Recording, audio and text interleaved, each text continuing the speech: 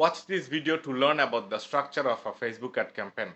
Facebook organizes the ad in a structure with 3 levels: campaign, ad set and ad. On the campaign level, we choose the goal. On the ad set level, we choose some settings like targeting, budget, conversion event, etc. On the ad level, we choose the creatives and the ad copy. It is very important to get all this correct in order for the campaign to do well. Let's give you an example. Let's imagine we are selling jeans to male and female. On the campaign level, have a conversion campaign with a purchase event. On the ad set level, let's have 5 ad sets. For example, ad set number 1, let's target people who like shopping. Ad set number 2, let's target people who like trousers.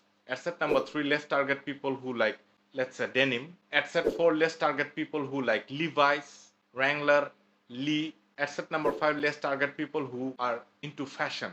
On the ad level, we'll have one ad with the blue jeans. We will have another ad with black jeans as an image. And we will have another ad with a video. So you have blue jeans, black jeans and a video. 3 ads. Therefore, each ad set will have 3 ads. Therefore, the campaign structure is you have one campaign, 5 ad sets. Inside each ad set, you have 3 ads.